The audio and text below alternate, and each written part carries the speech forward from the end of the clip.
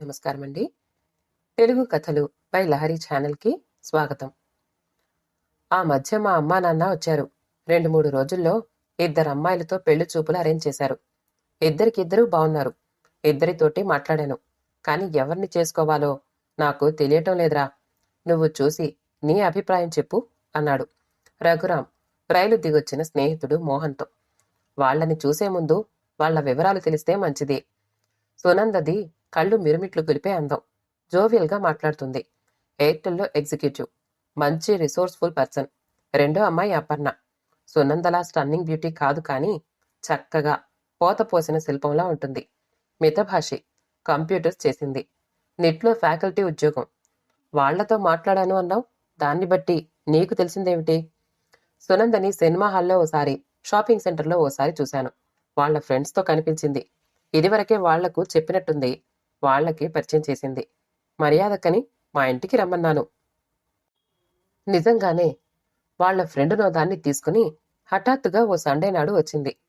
నేను లుంగీ బనీన్లో ఉన్నా సిగ్గుపడి చచ్చిపోయాననుకో. తప్పేముంది? హఠాత్తుగా అమ్మాయిలు తలుపు తడతారేమోనని మనం టీవీ సీరియల్స్లోలా ఎప్పుడూ సూటు బూటు వేసుకుని ఉండలేం కదా. సరే, ఏమైంది? గబగబా బట్టలు మార్చుకుని ఆ కబురు అయ్యాక కాఫీ కలిపి తెచ్చాను. సునంద డేమ్ ప్లీజ్ అయిపోయింది. వెళుతూ వెళుతూ వాళ్ళింటికి ఎప్పుడొస్తానా అని అడిగింది.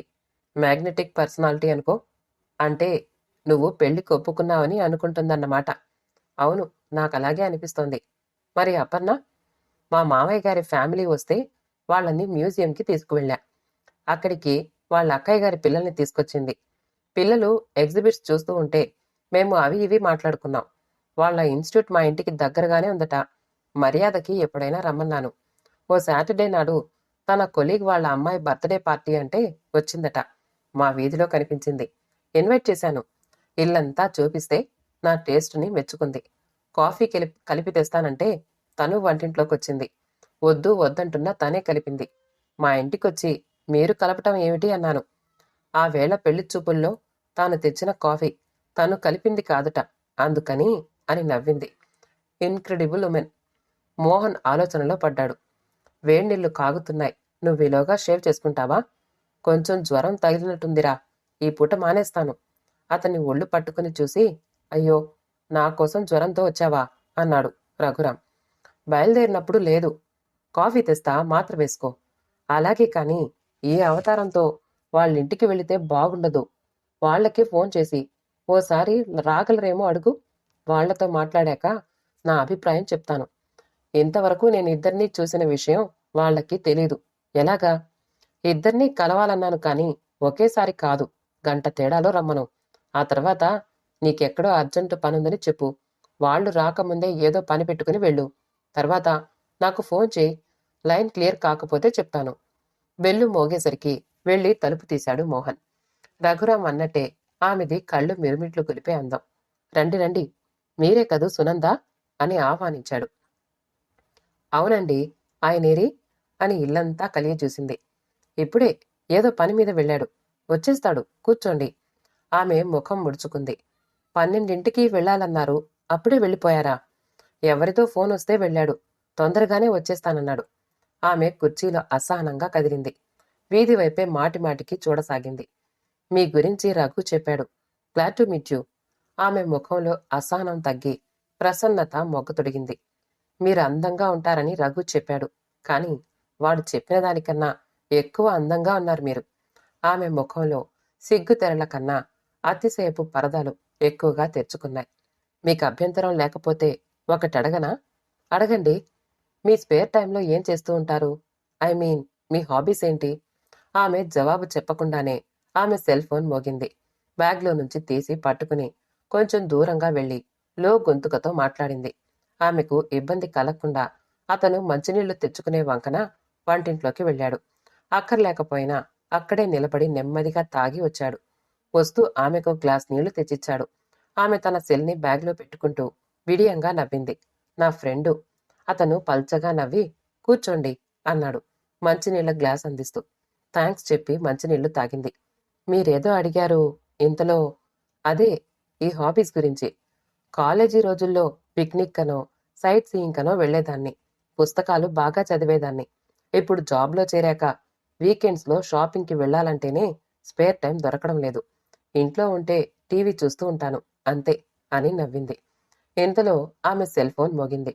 సారీ అని ఈ మాట తన సెల్ తీసుకుని బయటికి వెళ్ళిపోయింది. ఆమె తిరిగొచ్చేసరికి అతను మంచం మీద కళ్ళు మూసుకుని కనిపించాడు. ఐఎమ్ సారీ అంది. సెల్ కంపెనీలో పని కదా, ఫోన్లు తప్పవు మరి అని నవ్వాడు. అది కాదండి, మీకు జ్వరమని మీ ఫ్రెండ్ చెప్పారు, అడగడం మర్చిపోయాను. మామూలు జ్వరమే. ఇంతకీ ఎవరిది ఫోను? మా అన్నయ్య ఎక్కడున్నాడో తెలియక ఫోన్ చేశాడు అని బిడియంగా నవ్వింది. మీ ఫేవరెట్ డిషెస్ ఏమిటి? నూడిల్స్ అంటే ఇష్టం, బర్గర్ లైక్ చేస్తాను, చెప్పాలంటే ఫ్రెంచ్ ఫ్రైస్ నా ఫేవరెట్ ఐటెం. ఇవేవైనా మీకు తయారు చేయటం వచ్చా? అదేం ప్రశ్న అన్నట్టు చిత్రంగా చూసింది. మనం తయారు చేయాల్సిన అవసరం ఏముందండి, మార్కెట్లో రెడీమేడ్గా దొరుకుతూ ఉంటాయి కదా. మా రఘుకి బొబ్బట్లంటే మహా ఇష్టం. వాళ్ళ అమ్మగారు ప్రతి 15 రోజులకి పులిహోర చేస్తూ ఉండేవారు. ఏవి చేసినా నన్ను వాళ్ళింటికి లాక్కుపోయేవాడు. ఆమె ముఖం ఎర్రనయింది. తెచ్చి పెట్టుకున్నట్టున్న ఆమె నవ్వులో జీవం లేదు. మీ ఇంట్లో ఇవేవి చేసుకోరా అని యథాలాపంగా అడిగినట్టు అడిగాడు. కంగారుగా నవ్వింది. చేసుకుంటామండి, కాని ఎందుకంత శ్రమ? స్వగృహ ఫుడ్స్లో దొరుకుతాయి కదా అంటాడు మా అన్నయ్య. పులిహోర కూడా దొరుకుతుందా? నాకా సంగతి తెలియదు. ఆహా, బొబ్బట్ల విషయం చెప్తున్నా. సంక్రాంతికి దీపావళికి అమ్మ పులిహోర చేస్తూ ఉంటుంది అంది సునంద ఇబ్బందిగా ముఖం పెట్టి. ఏమిటి తిండిపోతు మనిషితో మాటలు అని అనుకుంటున్నారా? అతనిలా ఫ్రీగా నవ్వలేకపోయింది. అబ్బే, అదేం కాదండి. సారీ, మా వాడింకా రాలేదు. మీకు కాఫీ కలిపిద్దామంటే. అబ్బే వద్దండి, బయలుదేరే ముందే తాగాను. ఇంతలో టెలిఫోన్ మోగింది. అది ఎవరి ఫోనో మోహన్ గ్రహించి చటుక్కున పైకి లేచి రిసీవర్ అందుకున్నాడు. రఘు బయటికి వెళ్ళాడండి. సారీ, ఎప్పుడొస్తాడో చెప్పలేను. వచ్చాక మీరు ఫోన్ చేశారని చెప్తాలేండి. నేనా వాళ్ళ ఫ్రెండ్ని అని తమ సంకేతం ప్రకారం ఫోన్ పెట్టేశాడు. కాసేపట్లో వస్తారని చెప్పారు మీరు అంది ఆమె తెల్లబోతూ. వెంటనే వస్తానన్నాడు. మరెందుకని ఆలస్యమైందో అన్నాడు తొణక్కుండా. అతను ఇంకేం ప్రశ్నలు వేస్తాడో అన్నట్టు ఇబ్బందిగా కుర్చీలో కదిలిందామె. నాకు ఫోన్ చేసినప్పుడు 12ంటికి వెళ్ళాలి అన్నారు. ఆమెను ఇంకా అడగవలసింది ఏమీ కనిపించలేదు. అపర్ణ రాకముందే ఆమెను పంపేయాలి. మీరు వచ్చి వెళ్ళారని చెప్తాను, మీకు ఆలస్యం అవుతుందేమో పాపం అన్నాడు. ఆమె ముఖం తేటపడింది. మా అమ్మ వాళ్ళు ఎదురు చూస్తూ ఉంటారు, ఏమీ అనుకోకండి. పర్వాలేదు, కొంచెం తలుపులు దగ్గరగా వేసి వెళ్ళండి చాలు. ఆమె వెళ్ళిపోతూ ఉండగా ఆమె బ్యాగ్లోని సెల్ ఫోన్ మళ్లీ మోగడం మోహన్కి వినిపించింది. జ్వరభారంతో నెమ్మదిగా మగత నిద్రలోకి జారాడు. అలా ఎంతసేపు ఉన్నాడో అతనికి తెలియదు. కాలింగ్ బెల్ మోగి తెలివి తెచ్చుకున్నాడు. అప్రయత్నంగా గోడవైపు చూశాడు. గడియారంలో 12. రఘురాం అపర్ణకి చెప్పిన టైం అది. ఎంత పంక్చువల్గా వచ్చింది. కమిన్ ప్లీజ్ అని కేక పెట్టాడు. తలుపులు నెమ్మదిగా తెరుచుకుని ఆమె లోపలికొచ్చింది. తను రాసిన ఒక మంచి నవలలో నుంచి అతి చక్కని పాత్రలా నడిచొచ్చింది. ముచ్చటగా తీర్చిదిద్దిన ముఖం, సౌష్ఠవమైన శరీరం, చీరకట్టులో ఒక హుందాతనం. ఆమె దగ్గరికి కదిలొస్తూ ఉంటే మనసుకి నచ్చిన పరిమళాన్ని మోసుకొచ్చినట్టు అనిపించింది. అతను పైకి లేవబోతే అయ్యో లేవకండి అని వారిస్తూ తన చేతిలోని బత్తాయిల బ్యాగ్ని టీపాయ్ మీద పెట్టింది. జ్వరం ఎక్కువగా ఉందా అండి అని అతన్ని పరీక్షగా చూస్తూ అడిగింది.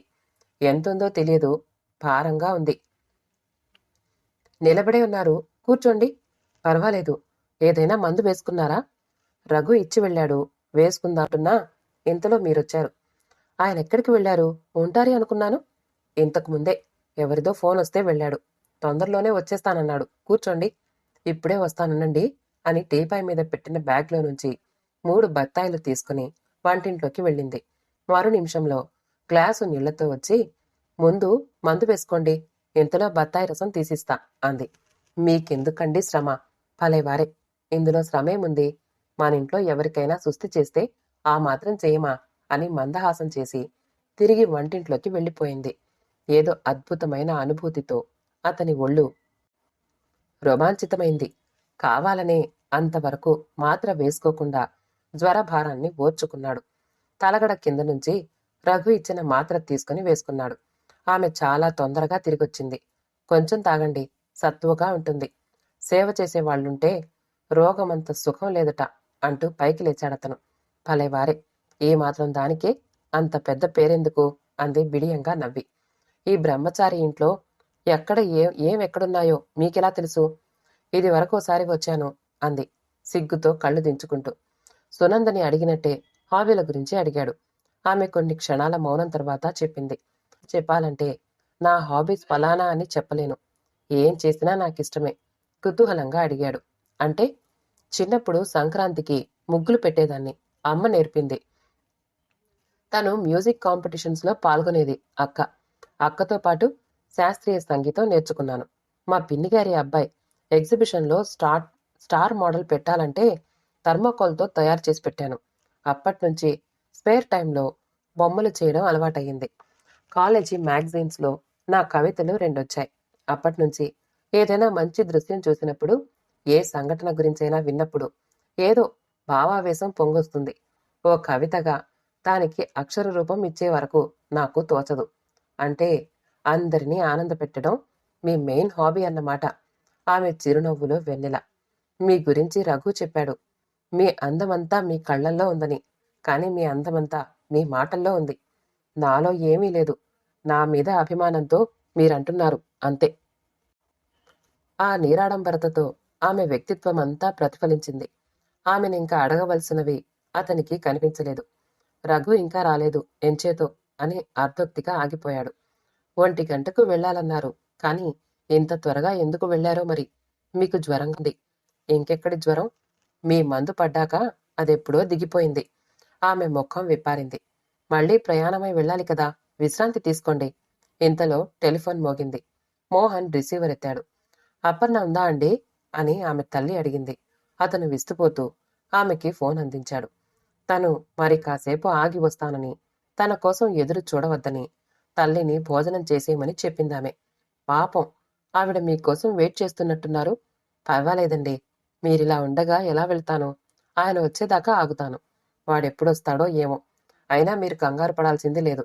నాకు జ్వరం తగ్గిపోయింది. మీ భోజనం? మీరు పళ్ళరసం ఇచ్చారు. మీరు తెచ్చిన పళ్ళు ఇంకా ఉన్నాయి. రఘు ముందే పాలు బ్రెడ్డు తెచ్చిపెట్టాడు. ఈ పూటకివి చాలు. పొద్దున జ్వరంతో రాలేక మిమ్మల్ని పిలిపించమన్నాను. లేకపోతే నేనే వచ్చి మిమ్మల్ని చూడాల్సింది. సారీ, మీకు ట్రబుల్ ఇచ్చాను. అయ్యో, ఎంత మాట! మీరక్కడికొచ్చినా నేనిక్కడికొచ్చినా ఒకటే కదా. మీతో పరిచయం కావటం ముఖ్యం. అందుకు నాకు చాలా సంతోషంగా ఉంది. రఘురాం వస్తూనే బ్రెడ్డు పాలు తెచ్చి మిత్రుడికిచ్చాడు. దగ్గరగా కుర్చీ లాక్కుని కూర్చున్నాడు. ఇప్పుడు చెప్పరా, నీ ఓటు ఎవరికి అని ఆతృతగా అడిగాడు. మెరుపుతీగ కళ్ళు జిగేల్మనిపిస్తుంది. థ్రిల్లింగ్గా ఉంటుంది. అదే వెన్నెల అయితే నెమ్మదిగా పెరుగుతూ తరుగుతూ ఎప్పటికప్పుడు సరికొత్తగా మెత్తగా ఉంటుంది. చల్లగా ఉల్లాసభరితంగా ఉంటుంది. మెరుపుతీగ కావాలా నీకు, వెన్నెల కావాలా? నిర్ణయించుకోవాల్సింది నువ్వు. వాళ్ళేమన్నారో చెప్పసలు. వాళ్లతో తనకు జరిగిన సంభాషణని తూచా తప్పకుండా చెప్పుకొచ్చాడు మోహన్. ఇద్దరికీ నాకు జ్వరంగా ఉందని చెప్పావు. నీకు బెస్ట్ ఫ్రెండునని, వాళ్ళని చూడాలని అనుకుంటున్నానని చెప్పావు. సునంద తన అందచందాలతో ఆకర్షించాలని చక్కగా మేకప్ చేసుకుని వచ్చింది. అపర్ణ అలా కాదు. నీరాడంబరంగా ఒక పేషెంట్ని చూడ్డానికి వచ్చినట్టు వచ్చింది. బత్తాయి పళ్ళు తీసుకుని మరీ వచ్చింది. నా ఫ్రెండు లేడు, సారీ, మీకు కాఫీ పెట్టివ్వటానికి అని అంటే, సునంద తను తాగే వచ్చాను అంది. మీరు తాగుతారా అని నన్ను అడగలేదు. కానీ అపర్ణ, నేను వద్దంటున్నా, తాను పళ్ళరసం తెచ్చి ఇచ్చింది. వచ్చిన 15 గంట తర్వాత గుర్తొచ్చి, సారీ, మీకు జ్వరం ఎలా ఉందో అడగడం మర్చిపోయాను అంది సునంద. వస్తూనే మాత్ర వేసుకున్నారా అని అడిగింది. తెలుసుకుని మంచినీళ్లు తెచ్చిచ్చి మందు వేసుకోమంది అపర్ణ. సునందకి ఇక్కడున్న 20 నిమిషాల్లో 3 ఫోన్ కాల్స్ వచ్చాయి. నువ్వన్నట్లు ఆమె రిసోర్స్ఫుల్ పర్సన్. ఫ్రెండ్స్కి బాగా ఉపయోగపడుతుంది. ఆమెకు ఫ్రెండ్స్ కావాలి. అది ఆమెకో సరదా, ఓ హాబీ. కానీ అడగకుండానే బాధ్యత తలకెత్తుకునే వ్యక్తి అపర్ణ. నేను పరాయివాణ్ణి. అయినా జ్వరం వచ్చిందని తెలిసినప్పుడు నా గురించి తాపత్రయపడింది. ఇక ఇంట్లో వాళ్ల కోసం ఎంత బాధ్యత తీసుకుంటుందో మనం అంచనా వేయొచ్చు. ఎవరి దగ్గరికి వెళ్తుందో ఇంట్లో చెప్పకుండా వచ్చింది సునంద. తను ఇక్కడికే వస్తున్నట్టు సరాసరి తల్లికి చెప్పి మరీ వచ్చింది అపర్ణ. తనకు అప్పటికప్పుడు తోచింది చేస్తుంది సునంద. ఆలోచించి అడుగు వేస్తుంది అపర్ణ. మా రఘుకి బొప్పట్లు పులిహోర చాలా ఇష్టమని నేనంటే ఈ రోజుల్లో ఇంట్లో ఎవరు చేసుకుంటున్నారు? స్వగృహ ఫుడ్స్లో అన్నీ దొరుకుతున్నాయి అన్నట్టు మాట్లాడింది సునంద. పైగా తనకి నూడిల్స్, ఫ్రెంచ్ ఫ్రైస్ ఇష్టమని చెప్పింది. ఆమెదంతా ఫాస్ట్ ఫుడ్ కల్చర్.